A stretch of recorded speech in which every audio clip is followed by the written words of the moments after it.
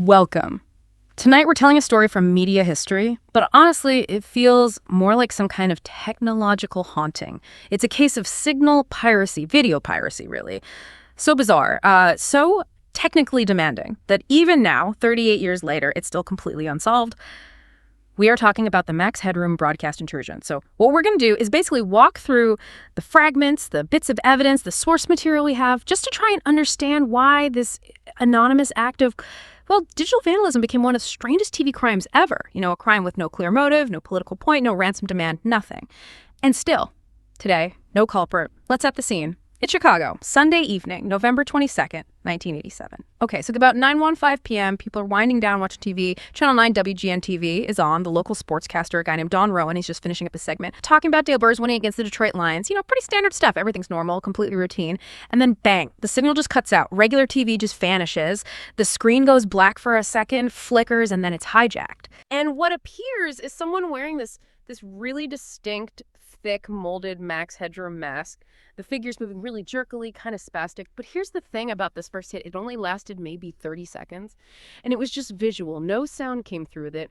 Right. Purely visual. The control room, they reacted fast, switched frequencies, got the WGN broadcast back on air pretty quickly. Yeah, they managed the immediate problem. Back in the studio, though, total confusion. Rowan, the sportscaster, he tried to play it off, made a joke like, well, I think the computer took off and went wild. Uh-huh. A bit of nervous humor, maybe? But nobody in that newsroom, nobody really understood how it happened, how they'd been hacked, or, you know, what the point of it even was. And that technical aspect, it's really crucial right from the start. Yeah. To override a major station signal like that, even just visually, it takes very specific knowledge, specialized equipment. This wasn't some glitch. No, definitely not. It was targeted. A takeover. Done, it seems, almost just for the thrill of cracking it. A kind of professional-level digital prank, almost. But way beyond a simple prank. And the face of this weird performance, Max Headroom. Yeah. We should probably pause here and explain who or what Max Headroom was for anyone who doesn't remember the 80s. Yeah, he was huge. He wasn't just some random mask choice. Max Headroom was massive back then. Created in 85, he was marketed as the world's first AI, computer-generated TV host. Right, that was the whole gimmick, this sort of glitchy, sarcastic AI personality. He even had his own show on ABC running right around this time, actually, set in this kind of dystopian future where TV networks basically ran everything. Very meta. Totally. And he was such a big pop culture thing, he was even the spokesperson for New Coke. Ah, New Coke, another 80s memory. Right. So choosing that mask, the pirate was definitely plugging into something specific, something about media, control, the future. It was unsettling. So if that first intrusion at 9.15 was maybe a test or just a brief flex, the second one, well, that was a whole different level. It escalated big time. Because exactly 2 hours later, the pirate came back. It's 11:14 p.m. now. This time it's on Chicago's public broadcasting station, Channel 11, WTTW. A completely different station, different frequency. Yeah, and they were airing a classic episode of Doctor Who, Horror of Fangrock, I think. Okay, so sci-fi fans watching. And this time, they'd figured out the audio. Ah, that changes things. Big time. This interruption lasted longer, too, almost 90 seconds. And the content was just bizarre. Aggressive, even. The masked figure is back, but now there's this distorted voice screaming seemingly random stuff. Well, random on the surface, perhaps, if you dig into what was said. The figure yelled, "Chuck Swirsky." Now, he was a pretty well-known sports announcer in Chicago, worked with the Bulls. Okay. He also yelled the new Coke slogan, "Catch the Wave," directly referencing Max Headroom's own commercial gig. Right, tying it back to the mask. And then, really weirdly, hummed the theme tune to an old 60s cartoon called Clutch Cargo. Clutch Cargo, that's obscure. Very. Yeah. So the references were all over the place, maybe incoherent on purpose, or maybe it meant something very specific to a small group of people. That's part of the mystery. So it went from just this weird visual glitch to suddenly full-on audiovisual assault. Much more disturbing. Definitely. Psychologically, much more jarring. And the technical skill involved was almost immediately overshadowed by just how strange, how absurd the whole thing looked and sounded.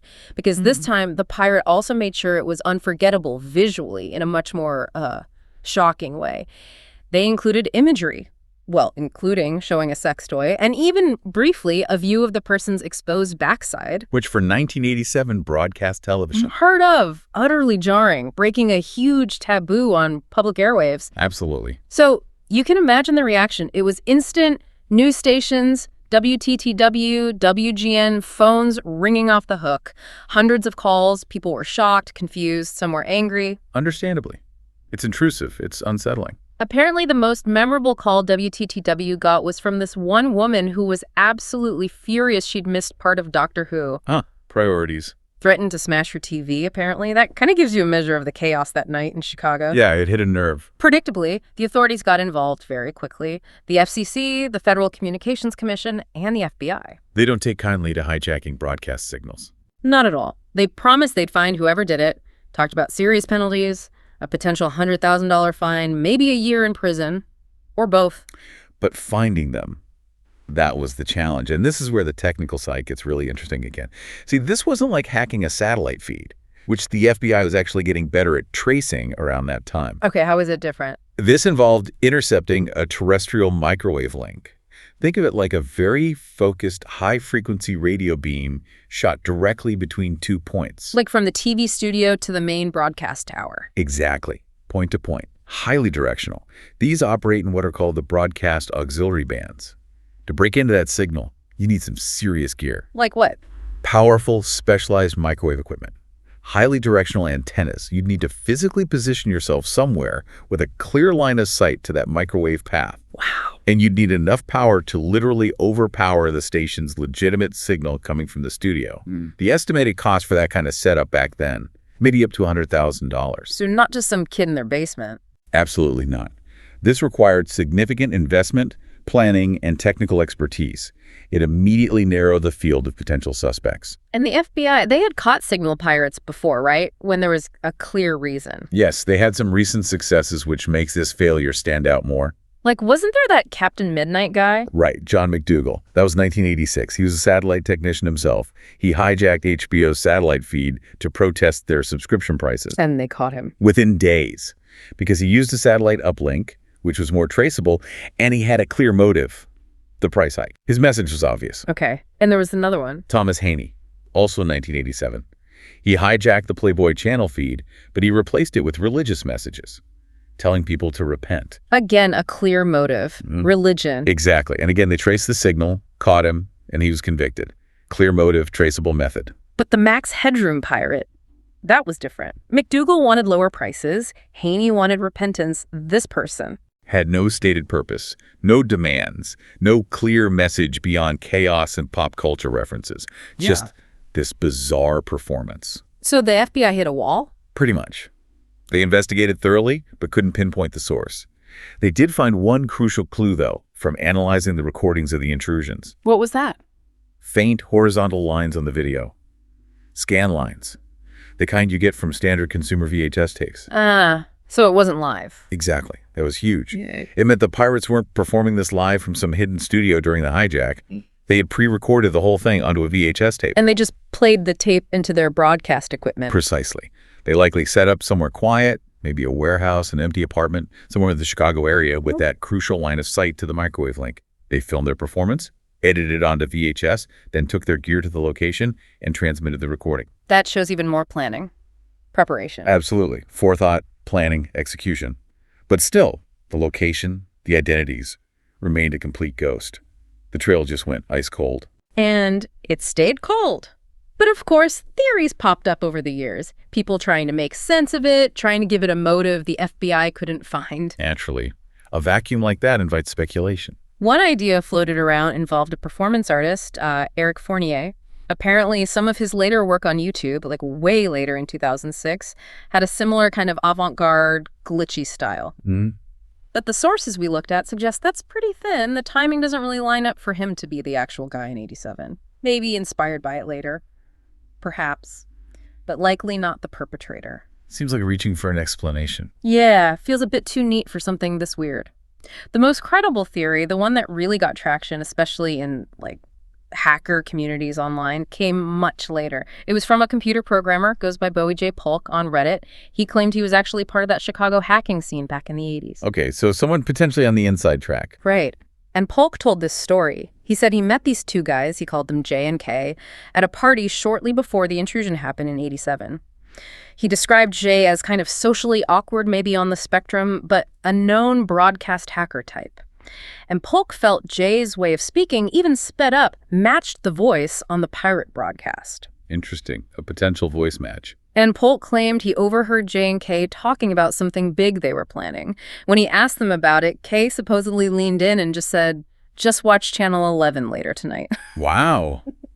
That's pretty direct, if true. Exactly. It seemed like finally, here was a direct link, connecting the bizarre act to the exact subculture that would have the niche technical skills needed to pull it off. It fits the profile, the skills, the motivation, perhaps being peer recognition within that scene. It raised all sorts of questions, didn't it? About, digital rebellion versus just crime. Was the motive just to show off to other hackers? Was the anonymity just about not getting caught? But then, there was an update, a crucial one. Yeah. After Polk's story had been circulating online for about 4 years, generating tons of discussion, he updated his original post. He said J and K had been formally excluded as suspects. Maybe the FBI looked into his claims, maybe something else happened, but they were cleared. So the most promising lead just evaporated. Gone. The trail went cold. Again. And that's pretty much where it remains. The whole thing is just baffling because the amount of effort, the technical skill, the risk involved, it seems so disproportionate to the result. 90 seconds of weird TV. High effort, low apparent payoff. It was highly technical, deeply strange, and totally unsolved, despite the FBI really trying. And what's maybe strangest now... The time factor. Yeah, the statute of limitations is long gone. Whoever did this could literally step forward tomorrow, tell the whole story, and face zero legal consequences. They could confess publicly. They risk a huge fine, prison time, achieved this sort of legendary status in certain circles, and yet they've stayed completely silent for almost 4 decades. Why? That leads to a final thought, perhaps. What if the silence is the point? How do you mean?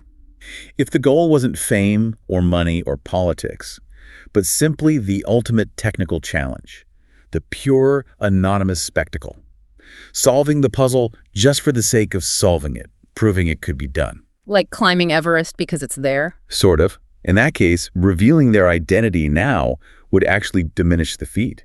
The perfect crime aspect is lost if you confess. Maybe the real reward was always just the internal knowledge. They pulled off something incredibly difficult, left everyone baffled, and got away completely clean.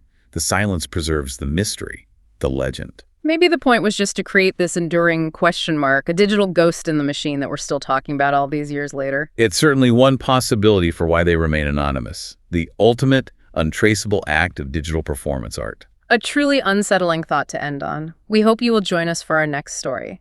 If you found this unsettling tale compelling, please remember to like, share, and subscribe to our channel, Horror Docs. Good night.